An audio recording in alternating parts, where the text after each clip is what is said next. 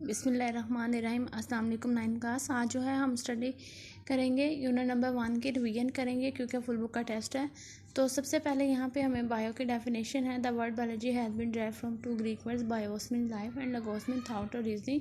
बहुत सारे स्टूडेंट्स अभी तक ये प्रॉब्लम कर रहे हैं कि यहाँ पे बायो और यहाँ पे लोगी ही रहने देते हैं। मैंने बार बार आपको पहले भी बताया है कि यहाँ पे बायोस और यहाँ पे लगोस जो है वो आपने राइट करना है क्योंकि ये ग्रीक वर्ड्स हैं, उससे मिलके जो है वो बायोलॉजी बना हुआ है। अब जो आपके स्मार्ट सिलेबस में है अब तो वो डिवीजन और ब्रांचेस हैं, डेफिनेशन नहीं है, लेकिन अगर आ भी जाए तो आपको पता होना चाहिए कि इनमें क्या डिफरेंस है। डिवीजन में आपको पता है 3 डिवीजन हैं इसकी, zoology, botany and microbiology. Zoology में हम स्टडी ऑफ एनिमल्स करते हैं, बॉटनी में हम स्टडी ऑफ प्लांट्स करते हैं, माइक्रोबायोलॉजी में हम स्टडी ऑफ माइक्रो ऑर्गेनिजम्स करते हैं। उसके बाद है ब्रांचेस ऑफ बायोलॉजी। ठीक है, सबसे पहले जो ब्रांच है वो मॉर्फोलॉजी। मॉर्फोलॉजी में हम शेप एंड स्ट्रक्चर स्टडी करते हैं। एनाटॉमी में हम इंटरनल स्ट्रक्चर करते हैं। हिस्टोलॉजी में हम माइक्रोस्कोपिक स्टडी ऑफ टिश्यूज़ करते हैं। सेल बायोलॉजी में हम सेल की स्ट्रक्चर, फंक्शन और ये सेल डिवीजन जो है वो स्टडी करते हैं। फिजियोलॉजी में कि किस तरह से डिफरेंट पार्ट्स ऑफ बॉडी के जो है वो काम करते हैं, इनके बारे में पढ़ते हैं। जेनेटिक्स में हम जीन्स की स्टडी करते हैं।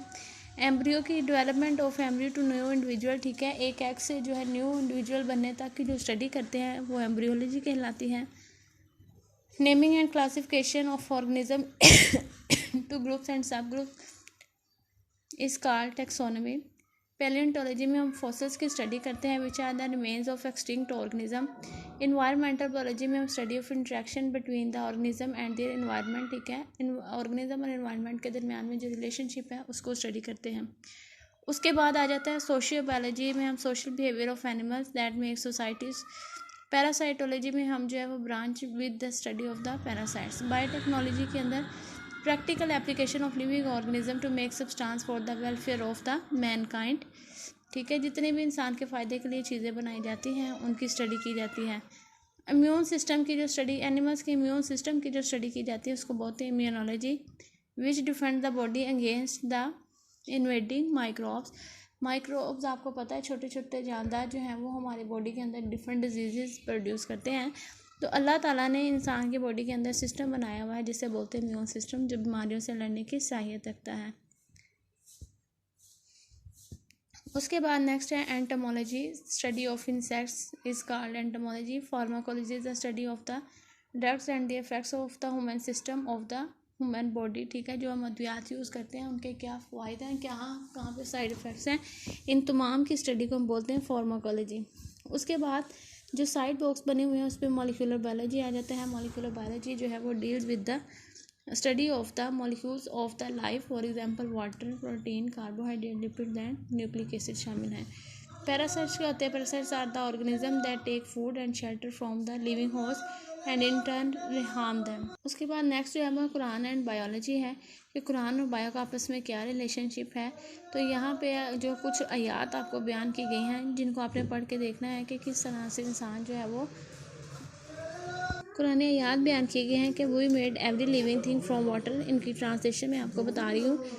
नंबर 2 है he made man from clay, इसने मिट्टी से लाइक द पोटर, इसने खड़खड़ाती मिट्टी से इंसान को पैदा किया। The fashion we with the rope a cloth, the fashion we the cloth of fashion with the little lump bones then clothed the bones with the flesh, ठीक है। इसके अंदर आ जाता है कि हमने इंसान को खून के एक लोथड़े से पैदा किया। इस खून के लोथड़े को बाद में हमने किसमें हड्डियों का अंदर जो था वो डाला, फिर then clothed the bone with the flesh, और फिर उस हड्डियों के ऊपर गोश्त चढ़ा दिया, ठीक है। ये आप लोगों ने इसको एक दफ़ा लाजमी देखना है क्योंकि इस दफ़ा आपके स्मार्ट सिलेबस के अंदर कुरान एंड बायोलॉजी भी है, ठीक है। और वैसे भी आपको पता होना चाहिए कि ये इनका आपस में क्या रिलेशनशिप है। उसके बाद है लेवल ऑफ ऑर्गेनाइजेशन, ठीक है। सबसे पहले पेज नंबर 7 सब एटॉमिक एंड एटॉमिक लेवल से स्टार्ट करते हैं, ठीक है। सब एटॉमिक मीन आपको पता है आपके पास जो है हर चीज़ जो है वो एलिमेंट से बनी हुई है। एलिमेंट जो है किसी भी चीज़ की प्योर फॉर्म होती है। एलिमेंट्स किससे मिलकर बनते हैं? एटम से। एटम ऐसी चीज़ है जिसको मज़ीद डिवाइड नहीं किया जा सकता। उसके बाद नेक्स्ट जो है वो आ जाते हैं कि कौन कौन से जो है वो द मोस्ट स्टेबल, इसके अलावा एटम के अंदर सब एटॉमिक पार्टिकल्स पाए जाते हैं, इलेक्ट्रॉन जिनके ऊपर नेगेटिव चार्ज होता है, प्रोटॉन के ऊपर पॉजिटिव और न्यूट्रॉन के ऊपर negative. Total 92 kinds of elements present in nature, जिसमें से 16 are called the bio elements. ठीक है, इसमें से 6 जो हैं वो आपकी बॉडी का 99% बनाती है, बाकी जो 10 है वो 1% बनाती हैं। डायग्राम में आपको दिखाया भी है। उसके बाद है जब डिफरेंट बायो एलिमेंट्स, अब बायो एलिमेंट्स का यहाँ पे जिक्र हो रहा है क्योंकि लिविंग ऑर्गेनिज्म की हम बात कर रहे हैं, तो हम इसमें वर्ड जो है वो बायो एलिमेंट्स यूज़ करेंगे। डिफरेंट बायो एलिमेंट्स से असेंबल करते हैं ख़ास तरीके से और क्या बना देते हैं, बायो मॉलिक्यूल्स। ठीक है, बायो मॉलिक्यूल्स की 2 टाइप है, macro molecules and micro molecules. Macro molecules are those which have high molecular weight, और जो लो मॉलिक्यूलर वेट रखते हैं उनको बोलते हैं माइक्रो मॉलिक्यूल्स। इनकी एग्जांपल हैं ग्लूकोज और वाटर माइक्रो मॉलिक्यूल्स की, और स्टार्च प्रोटीन जो है वो मैक्रो मॉलिक्यूल्स की। उसके बाद है ऑर्गेनेल्स, डिफरेंट बायोमॉलिक्यूल्स जो है। अब बायोमॉलिक्यूल आपस में इकट्ठे होंगे और क्या बना देंगे, ऑर्गेनेल्स। ठीक है, अभी हमने यूनिट नंबर 4 में ऑर्गेनेल्स जो है वो इतने तफसील के साथ पढ़ा हुआ है। माइटोकॉन्ड्रिया एक ऑर्गेनेल है जो कि सेलुलर रेस्पिरेशन में हेल्पफुल है। उसके बाद ऑर्गेनेल्स आपस में मिलकर सेल बनाते हैं, which is the basic unit of the life. Tissue, cell आपस में मिलकर टिश्यू बनाते हैं। टिश्यूज़ के भी डिफरेंट टाइप्स होते हैं। जब डिफरेंट सेल जो है वो सेम फंक्शन परफॉर्म करते हैं तो वो जो है मिलकर टिश्यू बना देते हैं। यहाँ पे different types of plant tissues की बात की गई है, epidermal tissues and ground tissues. ठीक है, और एनिमल टिश्यूज़ के अंदर जो है वो नर्वस टिश्यू और मसल टिश्यूज़ आ जाते हैं। उसके बाद है organ and organ system level. Organ क्या होता है आपको पता है, डिफरेंट मल्टी सेलुलर ऑर्गेनिज्म के अंदर जो है टिश्यूज़ जो है वो जो रिलेटेड फंक्शन कर रहे होते हैं वो ऑर्गेनाइज होके क्या बना देते हैं, organ. Different tissue of an organ perform the specific function and this function collectively become the function of the organ. For example stomach जो है वो डाइजेशन में हेल्प करता है। इसके अंदर 2 टाइप्स के टिश्यूज़ पाए जाते हैं, glandular tissues and epithelial tissue. Glandular tissues जो हैं वो सिक्रीशन सिक्रीट करते हैं जो कि खुराक को डाइजेस्ट करने में हेल्पफुल होते हैं।